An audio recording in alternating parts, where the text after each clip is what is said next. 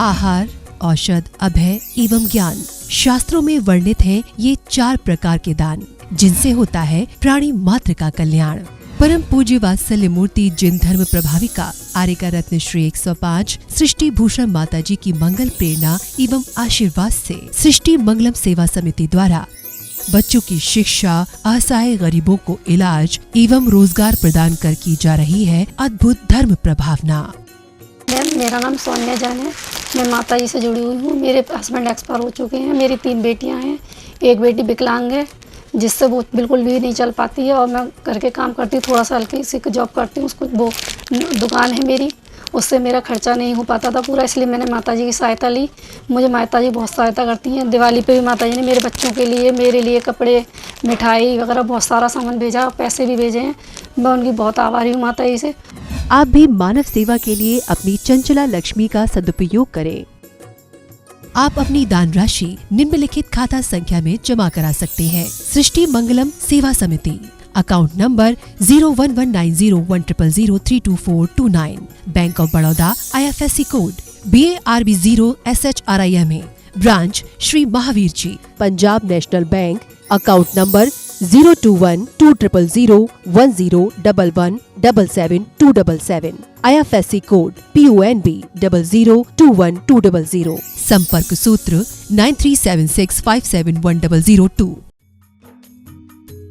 इस कार्यक्रम के पुण्यार्चक हैं रविंद्र प्रसाद जैन, बीना जैन, पुत्र पुत्रवधू राजीव जैन, पूजा जैन, अरुण जैन, निधि जैन, पुत्री दामाद संजीव जैन, ऋतु जैन, पौत्र तुषार, विपुल, वैशाली, गरिमा, सम्यक, रोहन, शौर्य, श्रीमती गीता जैन, धर्मपत्नी श्री संजय जैन, पुत्र अभिनव जैन, सुपुत्री तृप्ति जैन, दामाद श्री अंकित जैन, नाती दिव्य जैन, गोहाना, हरियाणा, सुभाष चंद्र जैन, उषा जैन, सोनिया जैन, मयंक जैन, आगरा, श्री सुशील कुमार जैन, धर्मपत्नी श्रीमती निर्मल जैन, पुत्र पुत्रवधू श्री मुनीश कुमार जैन, धर्मपत्नी श्रीमती मेघा जैन, श्री हर्ष कुमार जैन, धर्मपत्नी श्रीमती सोनिका जैन, पौत्र समर्थ जैन एवं पार्थ जैन, पौत्री भव्या जैन, हिया जैन एवं Shri Jain, firm Shri Arihant oil and general mills, Tehsil road, Jagraon, Punjab, Shri Vinay Kumar Jain, Shrimati Sarita Jain, पुत्र श्री अंकुर जैन, पुत्रवधू श्रीमती सीमा जैन, पौत्र दिव्यम जैन, शालीमार बाग, दिल्ली।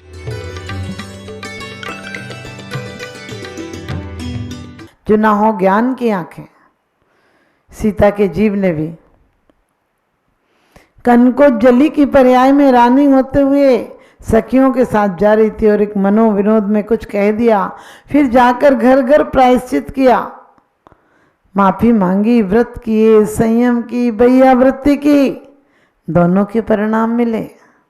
जो अशुभ किया था उसका परिणाम भी मिला और जो शुभ किया था उसका परिणाम भी मिला। जो शुभ किया था, व्रत उपवास चारित्र किया, पालन किया था, व्रत उपवास आदि का पालन किया था, चारित्र संयम आदि रखा था, घर घर जाकर प्रायश्चित किया था और अपने आप को तपस्या में समाधि मरण पूर्वक अंतिम गतिम प्रयाण किया था। उसका परिणाम ये था कि राजा की बेटी बनी, राजा की बेटी बनी और राज घराने की दशरथ की बहू बनी, जनक की बेटी बनी, राम की पत्नी बनी और लक्ष्मण भरत आदि की भाभी बनी। इतना सौंदर्य पाया, लेकिन जो किया था उसको जरूर भोगना पड़ा। राम के लिए प्राण प्यारी थी, राम ने लंका पर विजय प्राप्त कर ली, जो कि एक असंभव थी भूमि गोचरियों के लिए, लेकिन एक सीता की खातिर, न्याय प्रियता के खातिर वही राम सीता को धोखे से छुड़वा देते हैं। एक धोबी के द्वारा वाद हो जाता है, आप क्या कहेंगे, आप धोबी को दोष देंगे कि अरे धोबी बड़ा बेकार था, धोबी ऐसा नहीं कहता तो राम नहीं निकालते। सीता जैसी महासती को हंसी मजाक, थोड़ा सा असंयम, वाणी के असंयम के पीछे क्या क्या कष्ट झेलने पड़े। अंजना हो, सीता हो, कितने कष्ट झेलने पड़े, क्योंकि कहते भी हैं उच्चम गोत्रम प्रणते भोगो दानादिपासना पूजा। कहते हैं उच्चम गोत्रम प्रणते भोगो दानादिपासनात् पूजा भक्ति सुंदर रूपम स्नात कीर्ति तपो निधिसो। यदि उच्च गोत्र चाहिए तो प्रणाम करो, दिल से प्रणाम करो गुरुओं को देखकर, क्योंकि गुरुओं को प्रणाम करने से उच्च गति की प्राप्ति होती है और तिर्यंच भी आने वाले समय में तीर्थंकर बनने के पात्र बन जाते हैं। भोगो दानद बसनत पूजा। कनकोज्जली रानी ने सिर्फ उपहास किया था, उसका परिणाम इतना भयंकर हुआ, सीता के भव में उन्हें भोगना पड़ा। निमित्त कोई भी बन सकता है, धोबी बने, कोई औरत बने, कोई भी बने, निमित्त कोई भी बन सकता है। किया हुआ कर्म हमारा ही है, हमें ही भोगना पड़ता है। और अंजना ने भी कभी पूर्व की पर्याय में 100 डाय से प्रतिमा 22 घड़ी के लिए रख दी थी पानी के अंदर, कुएं के अंदर, और उसका कितना भयंकर परिणाम भोगना पड़ा कि एक दिन नहीं, 2 दिन नहीं, 22 वर्ष तक पति का वियोग रहा। और पति का वियोग नहीं, आप विचार कर सकते हैं कि उस दिन क्या गुजरी होगी उस पर, जो राजघराने में तमाम खुशियां थीं और दूसरे दिन मायूसी में बदल गई। जो एक हर्ष उल्लास का माहौल था वो निराशा, उदासी, शंका में परिवर्तित हो गया। जो भवन पवनजय के जन्म के समय से जिसका निर्माण किया गया था, आज आप लोग जिसे वातानुकूल कहते हैं, वो सब कुछ बनाया गया था, लेकिन बाहर की सामग्री अंदर सुखी नहीं कर सकती है। और नहीं कर पाई अंजना को, ना पवनजय को चैन से रहने दिया, क्योंकि मिस्र केसरी तो मात्र बीच में माध्यम थी। मिस्र केसरी नहीं बनती तो और कोई बनता निमित्त, लेकिन अपने किए हुए कर्मों का फल कितना भोगना पड़ा कि निर्दोष सती, उसका कोई कसूर भी नहीं था, वो किसी और को चाहती भी नहीं थी। सिर्फ इतना ही तो है, और सखियां मनोविनोद कर रही थी और वो इतनी लीन थी पवनजय की यादों में कि सोच रही थी अभी क्या जवाब दूं। और जिस समय मिस्र केसरी ने कहा था कि उससे शादी होना चाहिए पवनजय, उसके आगे क्या है, तो वो ये कालों में सुख खोई थी कि पवनजय ऐसे हैं, अभी क्या कहूँगी, बाद में जवाब दूंगी।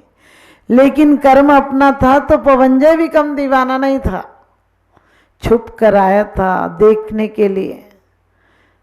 आज की तरह नहीं था कि सब पहले मिलजुल लेते हैं, फिर क्या, एक तो औपचारिकता है।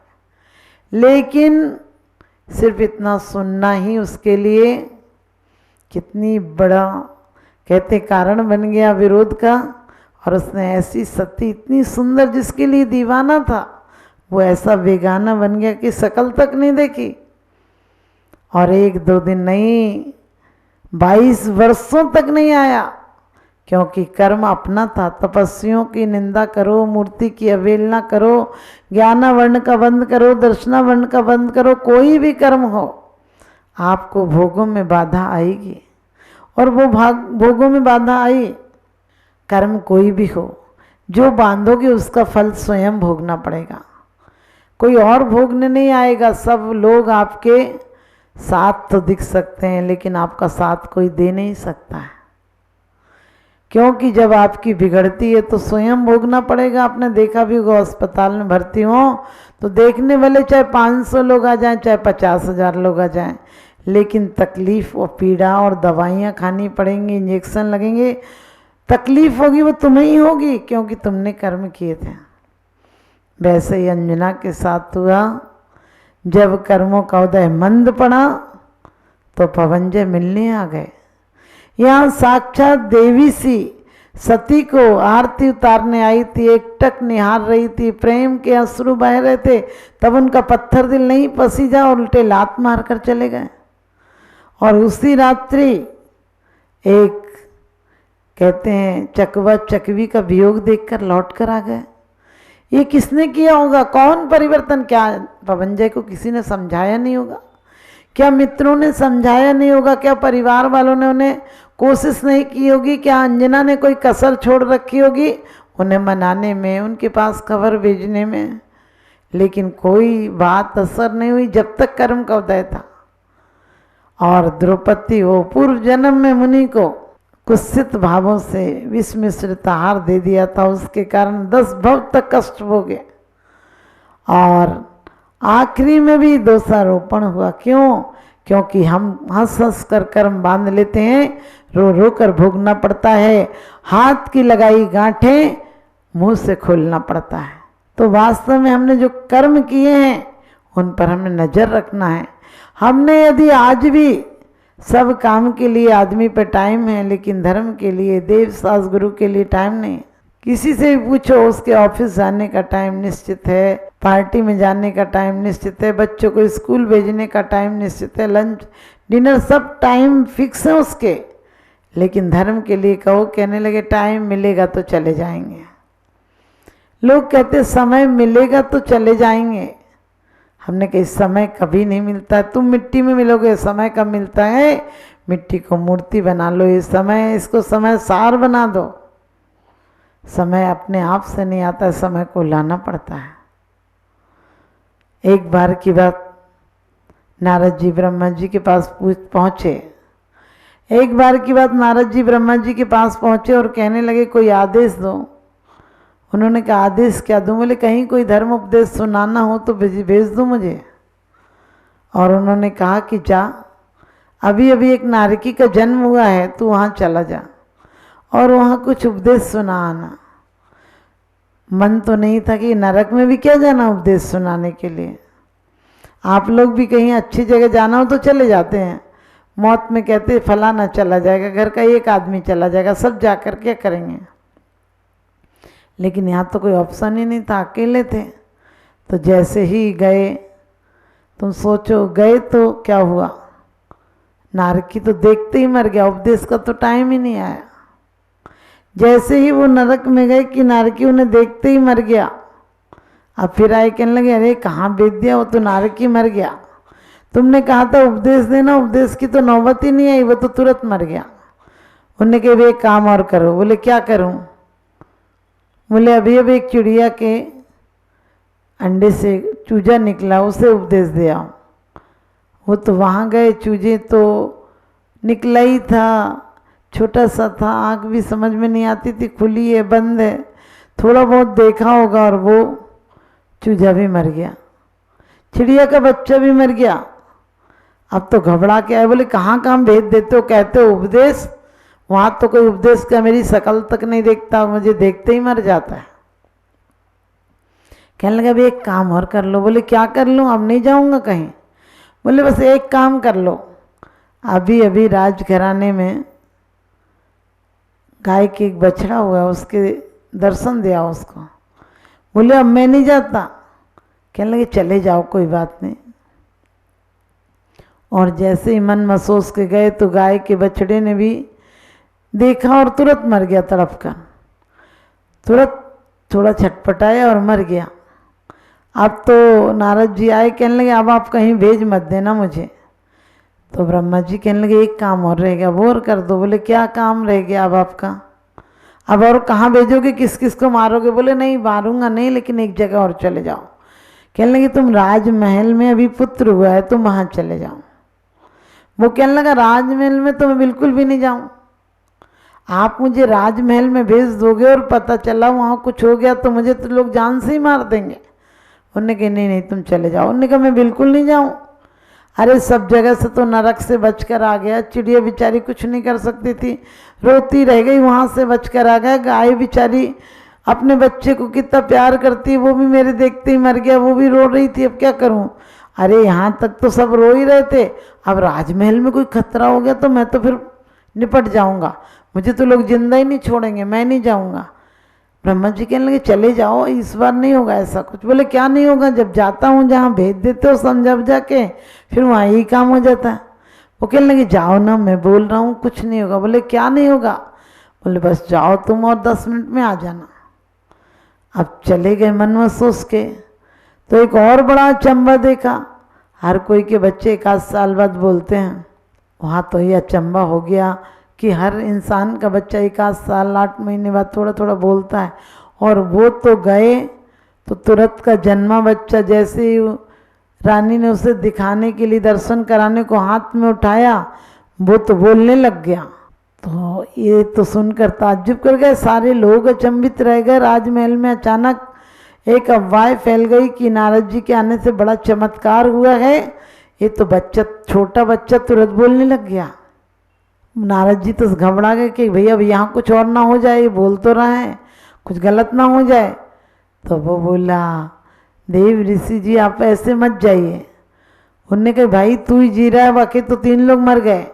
कहने लगे यही तो बता रहा हूँ, गुरु प्रताप साधु की संगति, गुरु का प्रताप और साधु की संगति का फल बता रहा हूँ। आपने नरक में मुझे दर्शन दिए, मैं नरक से मुक्त हो गया। आपने मुझे तिर्यंच में दर्शन दिए, पक्षी की पर्याय में दर्शन दिए, मैं वहाँ से मुक्त हो गया।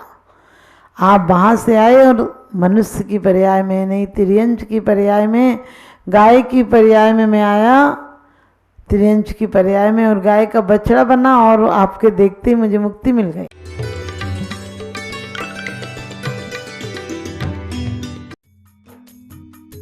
इस कार्यक्रम के पुण्यार्चक थे स्वर्गीय श्री हेमचंद जी जैन, स्वर्गीय श्रीमती पुष्पा देवी जैन के पुण्य स्मृति में पुत्र वधू श्री आनंद जैन, श्रीमती सुधा जैन, पौत्र वधू विवेक जैन, पालची जैन, गौरव जैन, श्रुति जैन, पड़पौत्री आर्जव जैन, प्रयान, दृशिका, द्रशका, लाइशा सृष्टि मंगलम सेवा समिति में धर्म रक्षक का पद प्राप्त किया। विकास जैन, वर्षा जैन, आर्जव जैन, अर्णव जैन, गुरुग्राम, श्री अनिल जैन, श्रीमती राशि जैन, अंकित जैन, श्रीमती प्रियंका जैन, व्यान, सानवी, पुत्री चीना, तुषार, कृष, निवासी मुरादाबाद, उत्तर प्रदेश, श्रीमती किरण देवी जैन, सब परिवार निवासी दीमापुर, श्री भूपेंद्र, श्रीमती ममता जैन, पुत्र वधू श्री अनुभव, श्रीमती शिप्रा, पौत्र अयान, ऋद्विक जैन, पुत्री एवं दामाद श्रीमती मिनी, श्री अंकित मित्तल, दोहित्र नक्श रियान मित्तल। परम पूजनीय वात्सल्य मूर्ति जिन धर्म प्रभाविका आरिका रत्न श्री 105 सृष्टि भूषण माता जी की मंगल प्रेरणा एवं आशीर्वाद से अतिशय क्षेत्र श्री महावीर जी में विगत वर्षों से संचालित है चतुर्विध संघ की आहार व्यवस्था, जिसमें आहार विहार, पिच्छी, कमंडल, वस्त्र, शास्त्र, औषधि दान आदि व्यवस्था सुचारू रूप से निरंतर की जा रही है। यहाँ माताजी की मंगल प्रेरणा से वृद्ध एवं असहाय लोगों की सेवा के साथ ही अनेकानेक जनसेवा के कार्य भी किए जा रहे हैं। महादान, आहार दान जैसे पुनीत कार्य से जुड़कर आप भी घर बैठे धर्म लाभ ले सकते हैं।